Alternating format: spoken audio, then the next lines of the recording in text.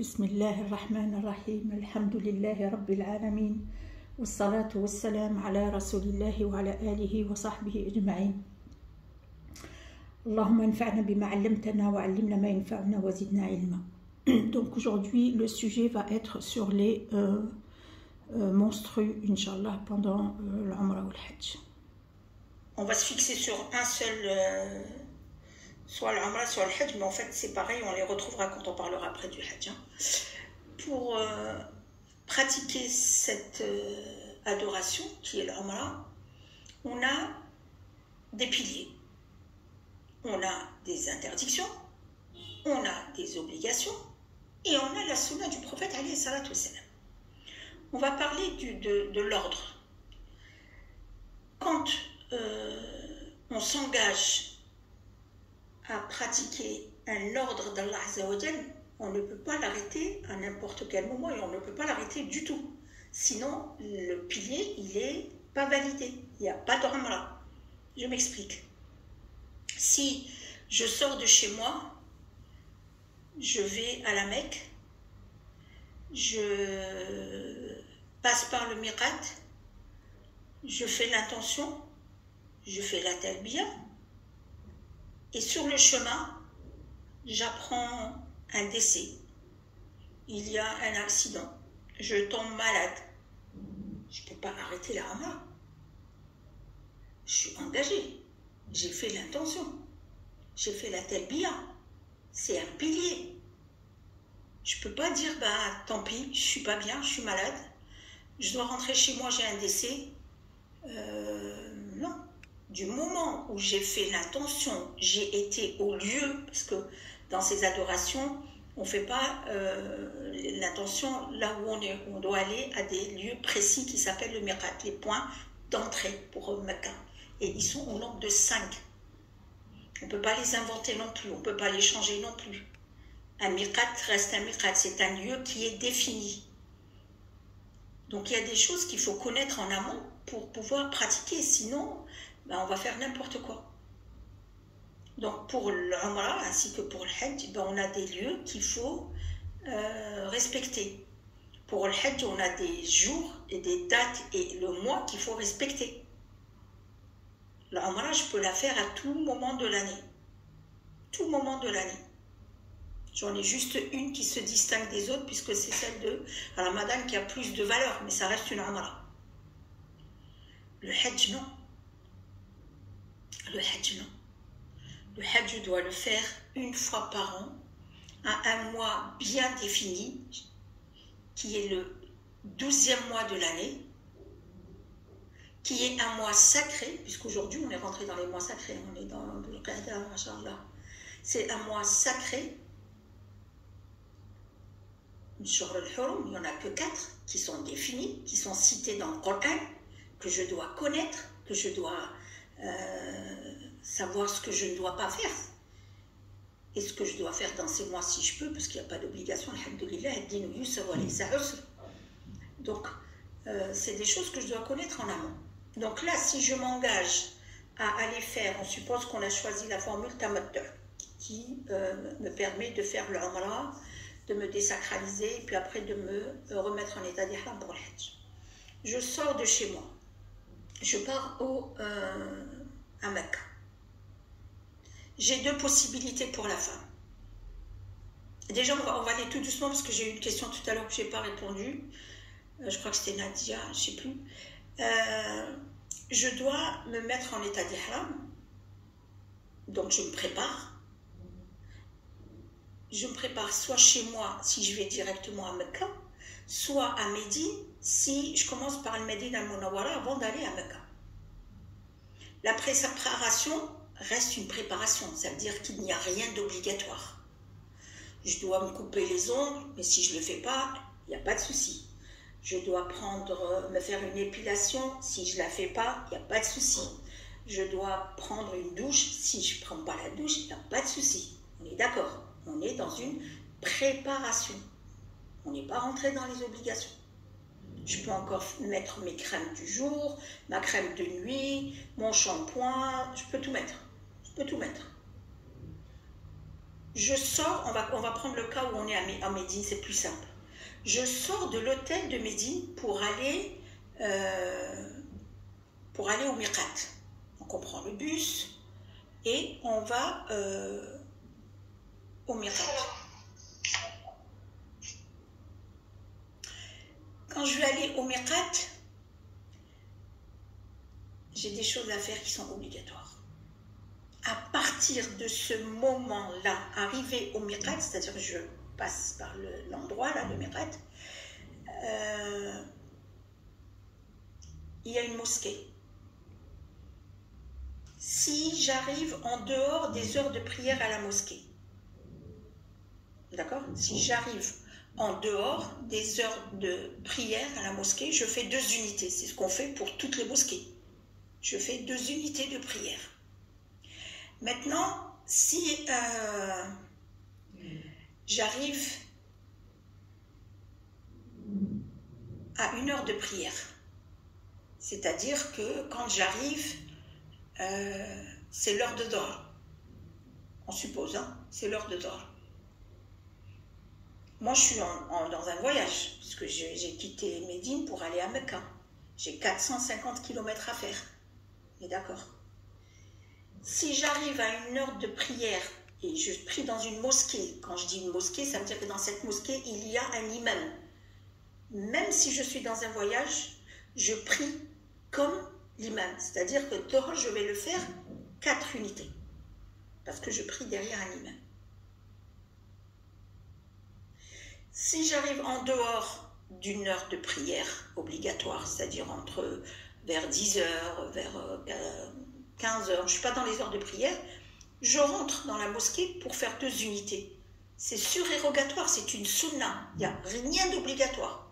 Là, je n'ai pas commencé mon ma'amala. Je rentre à la mosquée, je fais mes 2 unités. Si j'ai perdu mes ablutions, je vais faire mes ablutions, je rentre à la mosquée, je fais mes 2 unités et je remonte dans le car. Le prophète salam a commencé à pratiquer son premier pilier 1 fois sur la monture. Donc jusque-là, je n'ai pas commencé ma ramadan. Je monte dans le car et à partir de ce moment-là, je dis Labbaik Allahumma bi Umrah. Du moment où j'ai fait l'intention, je suis engagée. Je suis rentrée dans le pilier. J'ai commencé mon pilier. Et j'enchaîne avec la telbiya.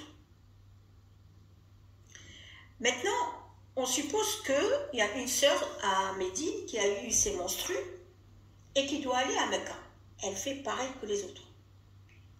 Elle prend sa douche si elle a envie, elle se coupe les ongles si elle le veut, elle se prépare comme tout le monde, elle s'habille comme tout le monde et elle va au miqat comme tout le monde. Elle ne va pas faire les 2 unités de prière puisqu'elle ne peut pas prier, mais en montant dans le car, ou si elle reste dans le car, et elle va faire son intention comme tout le monde. Labbaik Allahumma bi Umrah. Et le car va démarrer et on va faire la talbiya. Jusque-là, tout le monde est pareil, il n'y a aucune différence. Ça, c'est le premier pilier. Ça, c'est le premier pilier. Je préfère qu'on pose des questions à la fin, si ça ne vous dérange pas. Ça, c'est le premier pilier. Il est obligatoire. Maintenant, je prends la route. Je prends la route. Et sur la route, il m'arrive quelque chose où je ne peux pas continuer ma umrah. Je ne peux pas continuer ma umrah. Et on a eu un cas avec l'épouse de Abu Bakr as-Siddiq quand le prophète salam s'est installé à Dhul Hulayfa pour faire l'intention, puisque le miqat s'appelle Dhul Hulayfa pour ceux qui viennent de Médine. Elle a accouché, donc elle a saigné. Et le prophète salam, il dit le sang qui coule d'une femme qui accouche est le même que le sang qui coule d'une femme qui a ses menstrues. Cela veut dire tout simplement que c'est la même règle qui va s'appliquer pour les deux. Donc elle envoie un message au prophète salam pour savoir ce qu'elle doit faire. Et il lui demande de mettre une serviette pour isoler la partie qui saigne avec son slip, entre guillemets, et il lui dit, tu dis. Donc il y a une formule à dire. Je ne sais pas si vous l'avez rencontrée dans vos recherches ou on vous l'a dite, mais si vous ne dites pas cette formule, vous ne pourrez pas vous désacraliser, même si vous voulez arrêter votre pèlerinage. Vous avez un décès, vous avez quelque chose qui vous empêche, vous restez en état de sacralisation jusqu'à aller dans votre pays, assister au décès et être obligé de revenir finir la Umrah. Vous vous rendez compte? C'est inimaginable. Et c'est comme ça, parce qu'avant, les gens habitaient autour aussi, n'habitaient pas loin. Donc, ils rentraient chez eux, et puis ils revenaient une fois que c'était réglé. Donc, la formule qu'il a dit, je vais la mettre dans le groupe, il lui a dit de dire « Allahumma fa'in habasani habas fi mahalli haythu habastani ». C'est-à-dire que si j'ai un empêchement en cours de route pendant mon état de sacralisation, eh bien, je pourrais me désacraliser à l'endroit où j'ai eu l'empêchement.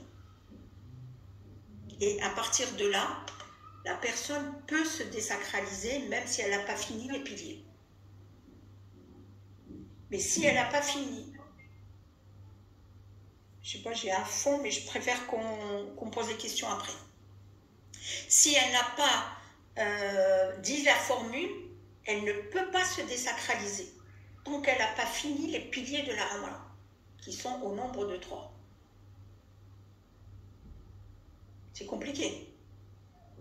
C'est compliqué.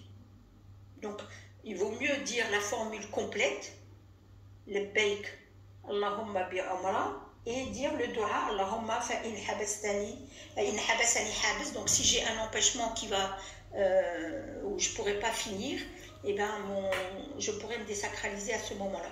Sinon, vous ne pourrez pas. Vous allez être obligé de rentrer dans votre pays ou en France, je ne sais pas où, faire ce que vous avez à faire ou vous faire soigner si c'est une maladie et revenir finir la Umrah ou le Hajj. Pareil pour quand on rentre en état de sacralisation, quand on rentre dans la Umrah, on va avoir des interdictions qu'il faut respecter. Il y en a 2 qui concernent les hommes, al-mahid et se couvrir la tête. Il y en a 2 qui concernent les femmes, se couvrir le visage et mettre des gants. Et le reste, ils sont communs.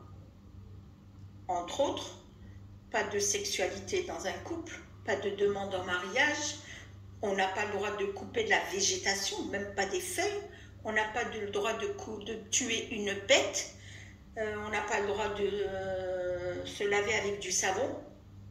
Donc le savon, de ce que j'entends là, je ne sais pas comment ils vont faire après. Hein. On n'a pas le droit de se parfumer. 5, 6, 7, 8, 9, et il m'en reste 3. Je vous les mettrai dans le groupe. Donc, du moment où je suis rentrée dans la Umrah, j'ai dit Labbaik Allahumma bi Umrah, je suis rentrée dans les interdictions. C'est comme pour la prière. Quand vous dites le premier takbir al-ihram, est-ce que vous pouvez aller manger, vous pouvez boire, vous pouvez parler, vous pouvez répondre au téléphone? Non, vous êtes obligé de finir votre prière. C'est pareil pour la Umrah. On ne peut pas sortir du moment où on a effectué le pilier qu'on est rentré dans l'adoration. Ça, c'est un point qui est important.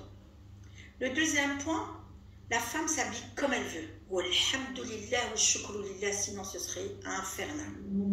Sauf que on pose beaucoup de questions sur le vestimentaire. Est-ce qu'on peut changer? Est-ce qu'on peut laver? Est-ce qu'on peut... Évidemment, notre religion est basée sur l'hygiène, sur la propreté. Donc Allah Azza wa Jalla, il ne va pas laisser une femme avec un foulard qui est taché avec du ketchup parce qu'elle s'est arrêtée de manger. Non. Si le foulard s'est sali, elle se change. Si ses chaussettes se sont salies, elle les change. Si sa abaya est salie, elle se change. Et pareil pour l'homme. Si son ihram s'est sali, s'est déchiré, imaginez, vous savez, hein, le hajj, ça va être quand même plus qu'une demi-journée par rapport à la Umrah. Donc, bien sûr que si, on peut laver, on peut se changer. Donc ça, c'est une première réponse. Quand on arrive Donc on a fait le trajet, on a fait l'intention, on a fait le dua pour se protéger au cas où on ne puisse pas finir la Umrah. Quand on arrive à Mecca, cette personne elle a ses menstrues, il ne faut pas qu'on oublie. Quand on arrive à Mecca on arrive, on va à l'hôtel. Directement, on va dans les chambres et on nous donne un rendez-vous, pour ceux qui partent dans les groupes, et on vous donne un rendez-vous pour aller faire votre Umrah. Vous pouvez vous doucher qu'avec de l'eau,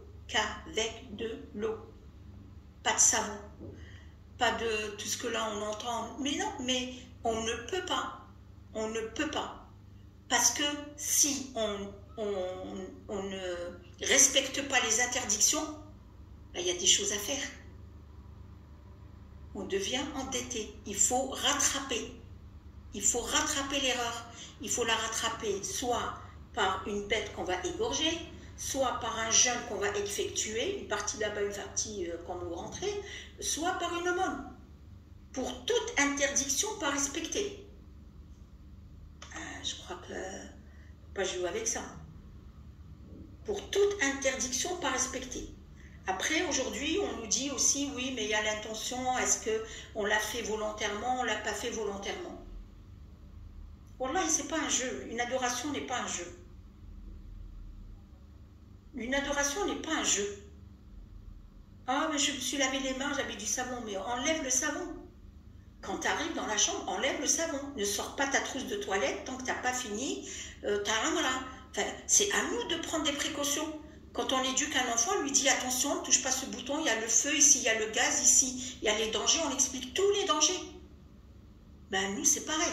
Je suis dans un voyage difficile, je suis dans une adoration, je suis dans un engagement avec Allah Azza wa Jal, je ne suis pas dans un voyage touristique, on n'est pas dans un voyage touristique, même pour la Umrah aujourd'hui on a des visas touristiques et je crois que c'est ça qui a complètement tué la valeur mais je ne suis pas dans un voyage touristique, je suis dans une adoration que je dois respecter pour Allah Azza wa Jal.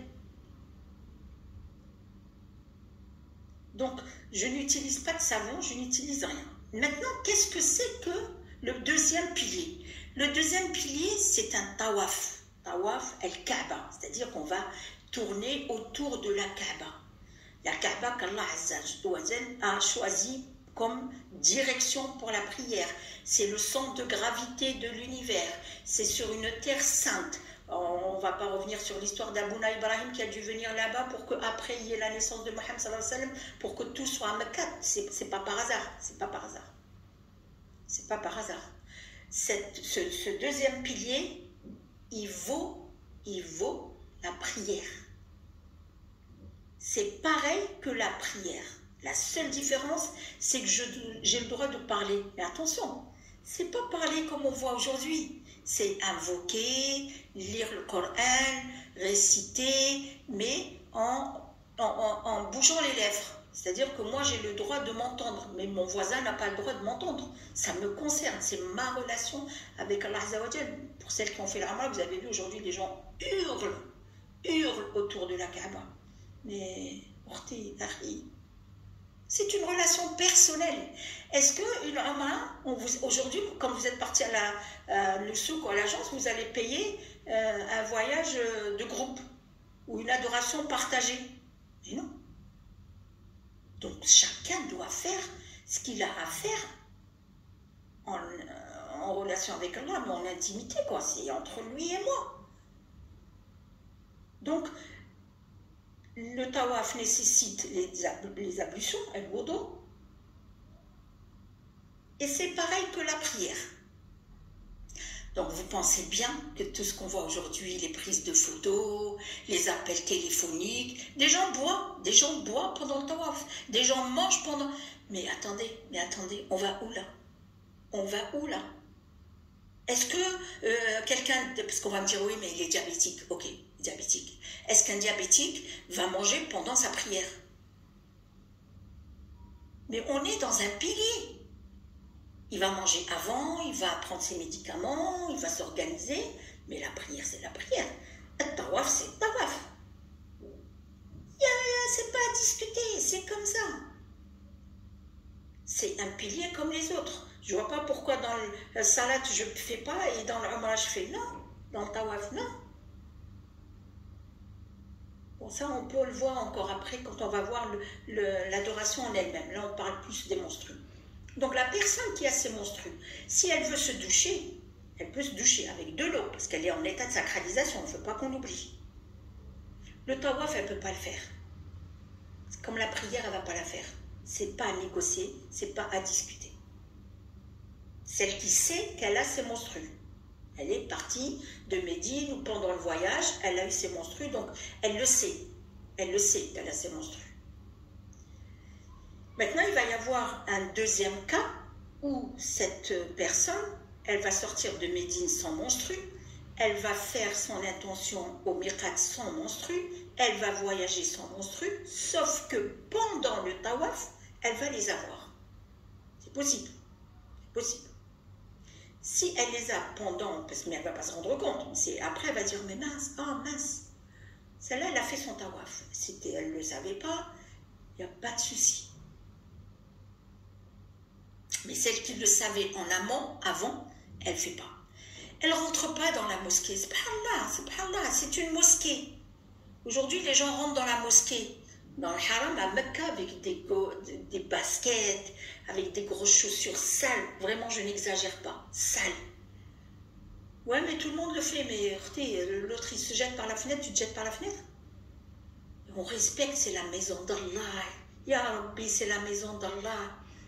Maintenant, il y a des exceptions. Quelqu'un qui est malade, qui porte des semelles orthopédiques, qui est malade, qui ne peut pas marcher, pas de souci, il peut porter. Il y a toujours des exceptions. Mais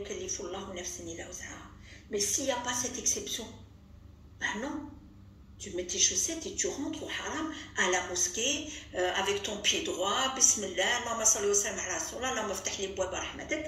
et je me dirige vers la Kaaba. Quand on rentre et qu'on va directement faire le tawaf, je ne sais pas si vous le savez, mais on ne fait plus les deux unités, la salutation qu'on fait quand on rentre dans une mosquée, Tahiyat al-Masjid. Le tawaf remplace Tahiyat al-Masjid. Regardez comment Allah est miséricorde avec nous. La ilaha illallah. Alhamdulillah. Alhamdulillah. Allah, il est miséricorde. Il sait que c'est pas facile pour nous. Alhamdulillah. Donc, je fais mon tawaf pour celles qui ne savaient pas qu'elles les avaient, mais je ne parle pas. Je ne mange pas, je ne bois pas, je fais mes adorations, je fais ce que j'ai à faire pendant le tawaf. On va reprendre tout ça, là c'est juste pour parler que des menstrues, d'accord? Et si elle se rend compte, après le tawaf, elle n'a pas encore fait sa'i, elle peut faire le sa'i. Elle peut faire son troisième pilier, même si elle s'est, dans le cas où elle s'est rendue compte, après son tawaf, qu'elle avait ses menstrues, elle peut continuer. Maintenant, celle qui savait, elle est rentrée à Mecca avec ses menstrues, elle ne va pas prier, elle ne va pas faire le tawaf, elle ne va pas rentrer dans la mosquée. Ben non. Aujourd'hui, elles sont dans les premiers rangs, elles sont devant, elles rentrent jusqu'à la Kaaba. Ouais, quand même. T'as pas besoin d'un bac plus 15, franchement, non. Oui, mais moi j'ai envie, j'ai payé. Allah va te récompenser. Allah va récompenser. C'est Allah qui les donne. Donc, nous, on n'est pour rien. Dans tous les cas, on n'est pour rien. Elle attend de ne plus les avoir pour finir sa umrah. Alors, il y a quelque chose qui est très important. Beaucoup de sœurs pensent que quand elle va reprendre, c'est-à-dire elle les a plus, elle a fait son ghusl, elle s'est lavée, elle s'est purifiée, elle va aller vers un miqat pour refaire, pour se remettre en état de sacralisation. Mais non, mais tu es toujours en état de sacralisation. On ne retourne pas au miqat. Ça, mettez-le en rouge, mettez-le comme vous voulez, mais il ne faut pas retourner au miqat. Le miqat, on y va une fois. L'intention, on l'a fait une fois. Une fois. On ne refait pas l'intention, on ne repasse pas au miqat, puisqu'elle a déjà fait ça en sortant de Médine. Donc elle reste en état de sacralisation, Quand elle a plus ses menstrues, elle se purifie et elle va directement faire son tawaf et faire son sa'i. Et se couper les cheveux pour sortir de l'état de sacralisation. Pour sortir de l'état de sacralisation. Maintenant, celle qui a pas respecté les interdictions, celle qui n'a pas respecté les interdictions, ben, il faut immoler une bête, égorger une bête, offrir une bête. Oui, oui, pour réparer son erreur, pour valider sa amara, son adoration. Ou alors, parce que il faut, elle doit racheter parce qu'elle n'a pas respecté. Le non-respect se paye. Donc moi, je vois beaucoup autour de moi dans les amrad, elle dit, je me suis remise. En fait, ils ne payent jamais, on ne se sent pas en dette. Mais tu es en dette, hein. Tu es endetté. Soit elle doit immoler une bête, soit pour réparer, soit jeûner 3 jours là-bas et 4 jours en rentrant chez elle. Ça c'est indiqué dans le Coran, hein, c'est pas moi qui le dis. Ou alors elle sort une aumône. Donc l'aumône, les savants disent que c'est nourrir l'équivalent de 6 pauvres de Mecca. Wallah ouais. Je ne sais pas si c'est clair ce que je dis, mais les interdictions, il faut vraiment les respecter. Le premier pilier, le miqat, il faut vraiment le respecter. Alors aujourd'hui, on a aussi ceux qui viennent dans le TGV. Le TGV, il ne s'arrête pas au miqat. Mais des fois, ils annoncent, des fois, ils n'annoncent pas. Je ne dis pas qu'il ne faut pas prendre le TGV. Hein. Prenez le TGV, faites comme vous voulez. Moi, personnellement, je ne l'ai pas pris, je ne le prendrai pas. C'est tout. C'est mon avis. Parce que moi, quand je suis à Médine, je veux faire comme a fait le prophète alayhi salatu salam. Le prophète alayhi salatu salam est passé par Dhul Hulayfa, par le Miqat. Faisons comme lui, aimons ce qu'il a aimé, faisons comme lui. Pourquoi on veut faire... Ok, le trajet, il est 5 heures. En voiture, aujourd'hui, c'est à peu près 5 heures. En taxi, c'est 5 heures, max. Ouais, en s'arrêtant et tout, 5 heures. Le TGV, c'est 2h30. D'accord?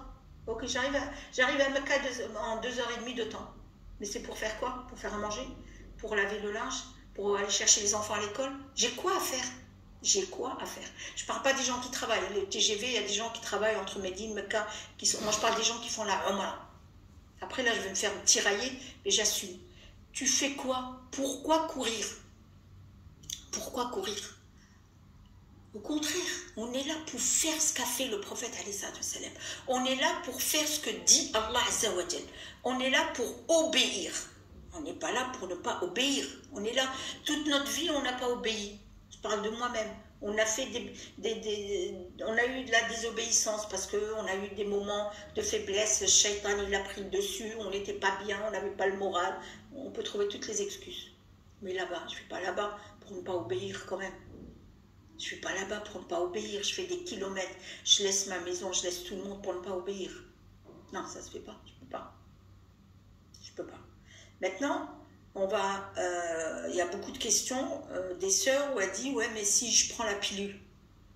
Alors, déjà, les menstrues en soi, c'est Allah qui les donne. Non, on est d'accord. On ne va pas les chercher. On ne va pas les chercher. Les menstrues peuvent arriver à un moment où on n'attend pas du tout. Parce qu'il y a du stress, il y a beaucoup de stress, il y a l'inconnu. Ce voyage, on va vers l'inconnu. On ne sait pas où on va tomber, qu'est-ce qu'il y a à faire, les lieux. On ne connaît pas. Le pays, la langue. Il y a beaucoup de choses qui provoquent le stress. Donc ça peut provoquer les menstrues, ça peut provoquer les règles chez la femme. La fatigue du voyage, la fatigue avant... pour se préparer, pour venir, il y a beaucoup de gens qui font beaucoup de choses pour se préparer. Donc là, c'est pareil. Ça peut provoquer. Donc certaines proposent de prendre la pilule. Si vous n'avez jamais pris de la pilule, vous savez, la pilule, franchement, ça dérègle les hormones.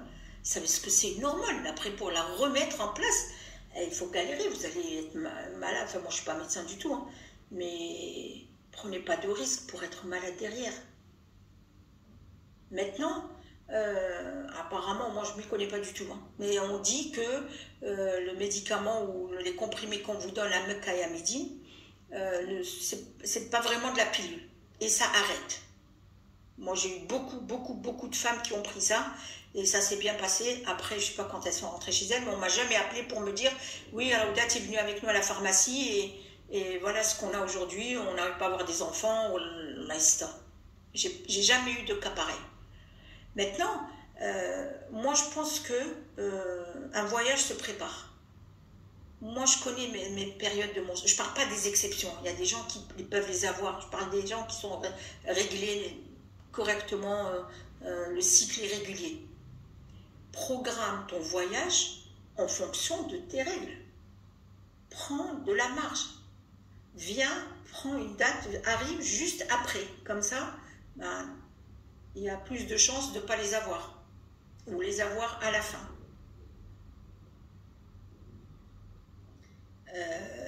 Il faut planifier.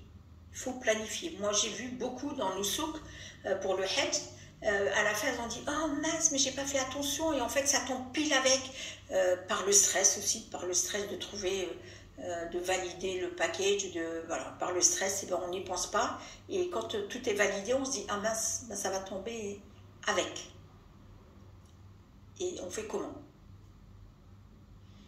Maintenant, celle qui a des menstrues qui sont longues, qui ne s'arrêtent pas parce que son retour à la maison arrive. Alors, avant, les gens habitaient dans les alentours. Donc la femme, elle rentrait chez elle avec ses menstrues sans avoir fini ça, voilà. Et elle revenait, parce que c'était pas loin, Jeddah, enfin tous les alentours, et elle revenait finir. Nous, on ne peut pas faire ça. Celle qui peut, et elle le fait, et elle a le courage de le faire, Allah va la récompenser. Allah, il connaît les intentions. Maintenant, c'est difficile. C'est difficile. Parce que c'est cher. C'est le billet qui cherche par le Umrah, pas le Hajj. Le billet est cher, sinon les visas, aujourd'hui, on a des visas d'une année, donc on peut revenir sans problème. Donc, elle ne peut pas rentrer chez elle et revenir. Donc, moi, franchement, je préfère qu'elle voie un imam pour ce cas-là. Je peux pas donner une solution que je ne connais pas. Je ne sais pas du tout. Maintenant, le Hajj.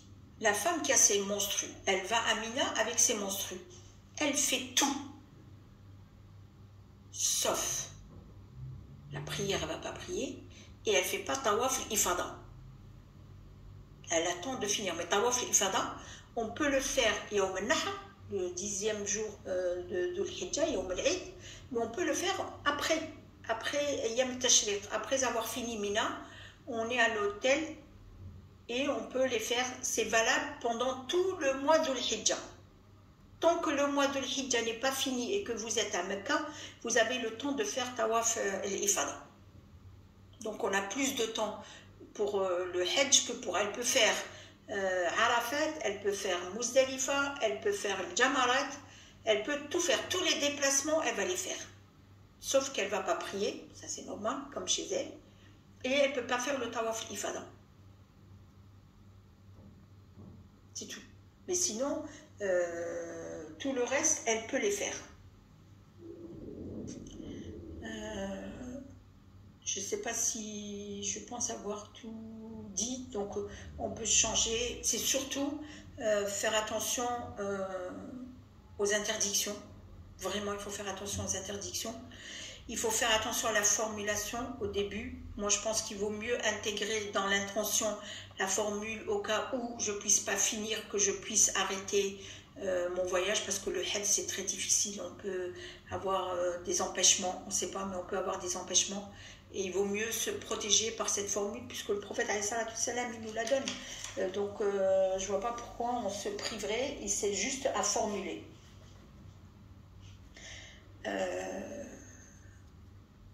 Voilà, je pense qu'on va arrêter la séance à ce niveau-là. On va continuer avec les questions. Je pense que vous en avez. Je vais les prendre tout de suite, Inch'Allah.